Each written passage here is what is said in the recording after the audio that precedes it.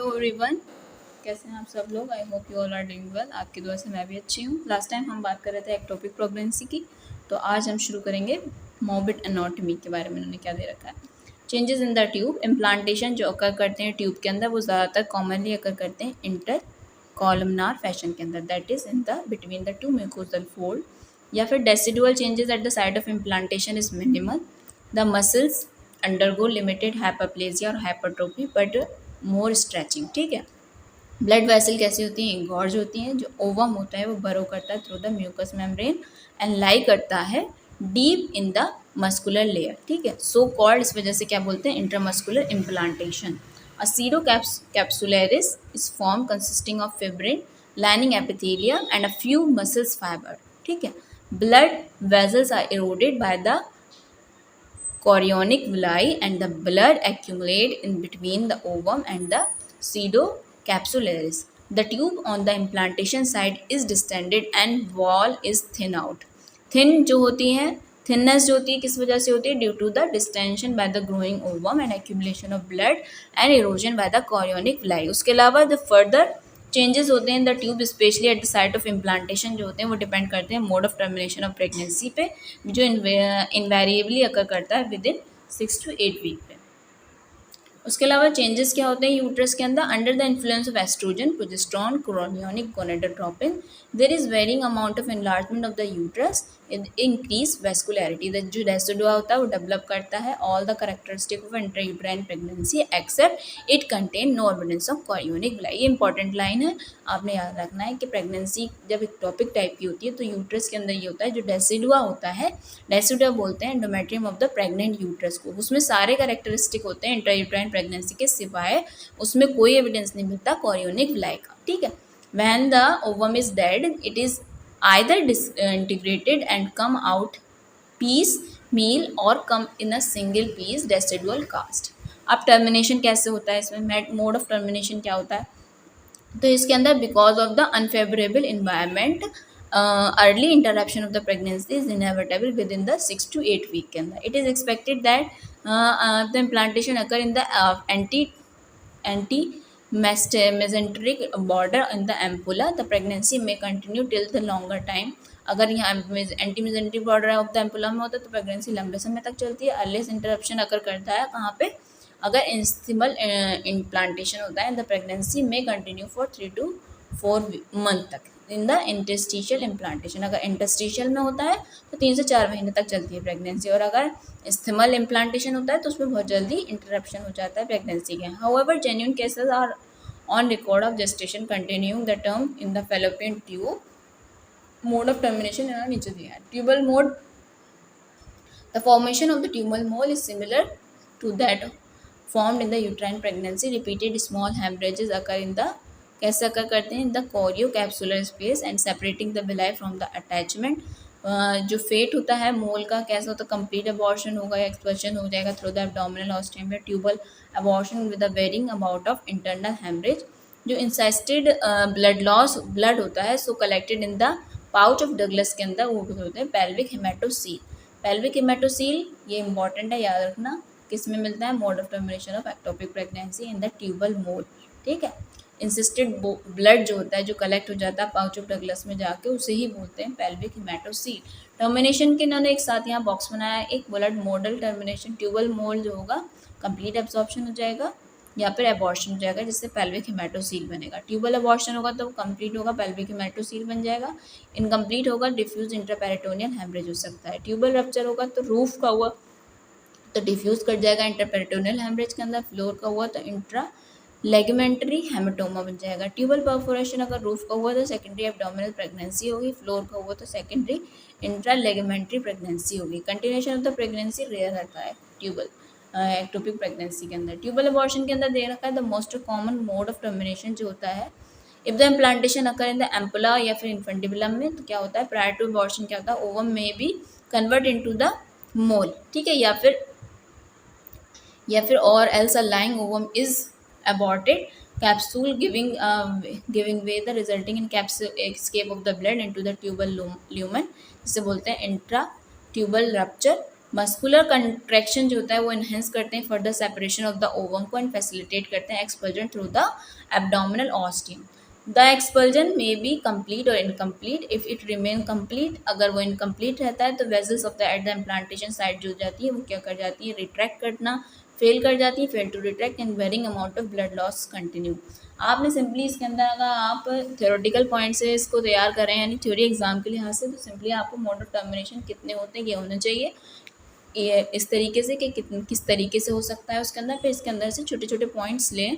पूरी थ्योरी पढ़ना इसलिए ज़रूरी है ताकि आपको एक ब्रॉड नॉलेज हो, उसके अलावा इसमें से जो MCQs आते हैं नीट पीजी के अंदर वो आपको पता हो। ठीक है, जब आप पूरी थ्योरी पढ़ोगे तभी तो आपको पता चलेगा ना ये सवाल कहाँ से बन के आया। अगर छोटा छोटा पढ़ोगे तो नहीं पता चलेगा। थ्योरेटिकल अलग होता है स्टडी करना, और हाँ अगर पीजी के लिए तैयारी कर रहे होते हैं वो अलग होता है, उसमें आपको पूरा एक बार रीड आउट करना ही होता है। ट्यूबल रप्चर बोलते हैं इस tubal rupture is predominantly common कहाँ पे होता है, इसमें आपने याद रखना है ट्यूबल एबॉर्शन कब होगा, ट्यूबल रप्चर कब होगा। जैसे इन्होंने बताया कहाँ होगा, अगर इम्प्लांटेशन एम्प्लोमा या इन्फेंटिबुलम में होगा। इन्होंने बोला ट्यूबल रप्चर जब होगा जब इम्प्लांटेशन कहाँ होगा, स्टमक में होगा या इंटरस्टिशियल इम्प्लांटेशन होगा। एज द स्टमक पोर्शन, जैसे कि स्टमक पोर्शन बहुत नैरो होता है and the wall is less distensible, उसकी वॉल भी बहुत कम डिस्टेंसिबल होती है। द वॉल में भी easily eroded by the chorionic villi. Commonly, the ovum is partly expelled out through the rent so that bleeding is heavy and continuous. Ischemic rupture usually occur at 6 to 8 weeks, the ampullary one at 8 to 12 weeks, and the interstitial one at about 4 months. ये important line है, आपने याद रखनी है tubal rupture में। यहाँ इन्होंने diagram दे रखा है अबॉर्शन बिगनिंग में, उसके बाद इन्होंने देखा है क्या कि कंप्लीट अबॉर्शन जो कि रेयर होता है, कंप्लीट अबॉर्शन। ठीक है, उसके बाद इन्होंने देखा इनकम्प्लीट अबॉर्शन इस तरीके से होता है, ये ट्यूबल मूल है, इन्होंने एक पिक्चर दे रखी है। उसके बाद depending upon the site of rupture it is known as the intraperitoneal or extra peritoneal.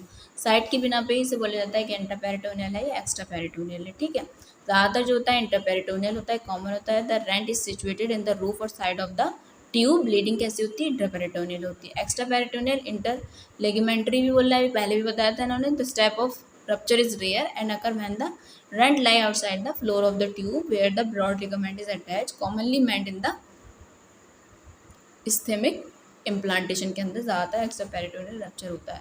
Secondary abdominal pregnancy जो होता है प्री रिक्विजिट जो होती है for the continuation of the fetal growth outside the tube. क्या क्या होती है इसके अंदर, perforation of the tube wall should be slow process, amnion must be intact होना चाहिए, प्लासेंटा कॉरियन जो होता है should escape injury from the rupture, herniation of the amniotic sac with the living ovum and the placenta should occur through the rent. Placenta get attached of the neighboring structure and the new vascular connection should be reestablished and the fibrin is deposited over the exposed amnion to constitute a secondary amniotic sac.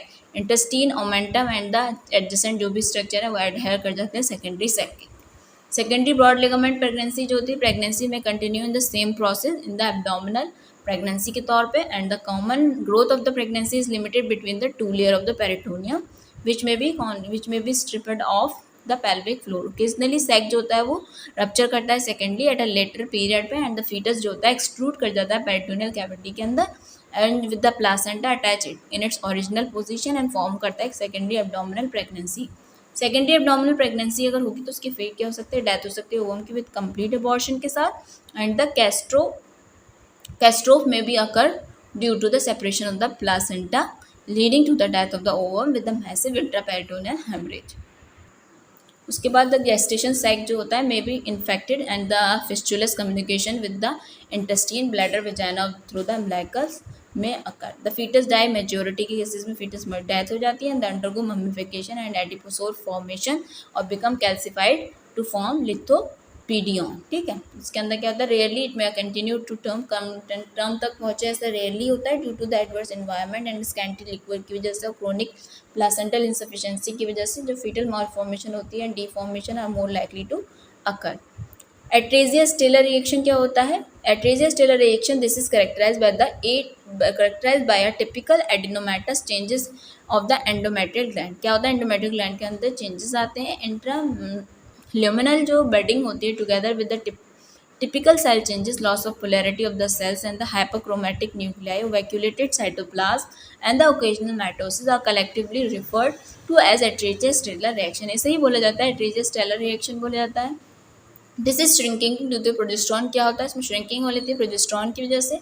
It is present in about 10 to 15% cases के अंदर देखने को मिलता है ectopic pregnancy. It is not however specific for the specific ectopic pregnancy but rather than blighting of the conceptus and either intrauterine और extrauterine. ये पूछा जाए आपसे Atriges-Steller रिएक्शन किस में देखने को मिलती है, तो आपको पता होना चाहिए एक्टोपिक प्रेगनेंसी के अंदर देखने को मिलती है. सोर्स ऑफ वेजाइनल ब्लीडिंग क्या होता है? वेजाइनल ब्लीडिंग एक्टोपिक प्रेगनेंसी में यूजुअली कहाँ से होती है?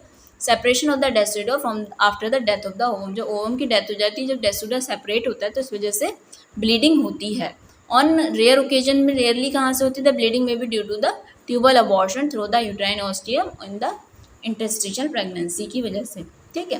फिर उसके बाद फेट ऑफ ट्यूबल अबॉर्शन दे रखे हैं. सबसे पहले पिक्चर दे रखी है इंट्रापेरिटोनियल की. सेकंड दे रखी इन्होंने extra peritoneal with the broad ligament haematoma. तीसरी दे रखी सेकेंडरी एब्डोमिनल.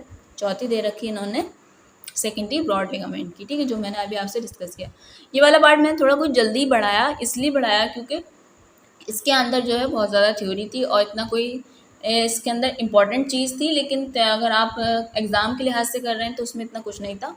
लेकिन इसमें आपने याद रखना है कि कहाँ प्रेगनेंसी होगी, किस टाइप का अगर वो होगा तो क्या बोलते हैं, अगर मोड ऑफ टर्मिनेशन होगा तो कहाँ पे इम्प्लांटेशन हुआ होगा. तो ये चीज़ जो लाइन थी ये सब इम्पॉर्टेंट थी, ये आपने याद करनी है. अलग से आप एक पेज पे लिख लें ताकि आपको एकदम से फ़ौरन याद हो जाए. और बाकी इसके अंदर कुछ नहीं था. सबसे ज़्यादा जब इम्पॉर्टेंट चीज़ आएगी वो आएगी क्लिनिकल फीचर. वो अब हम आपसे नेक्स्ट वीडियो के अंदर डिस्कस करेंगे. क्या क्लिनिकल फीचर होते हैं एक्टोपिक प्रेगनेंसी के. इसमें भी एक्यूट है, अगर अनरप्चर्ड है, या सब एक्यूट है, या क्रोनिक है, या ओल्ड है, तो उसमें भी अलग अलग हैं. इसको हम आपसे डिस्कस करेंगे नेक्स्ट वीडियो के अंदर. जब तक के लिए thank you so much for watching my video and supporting me. Thank you so much.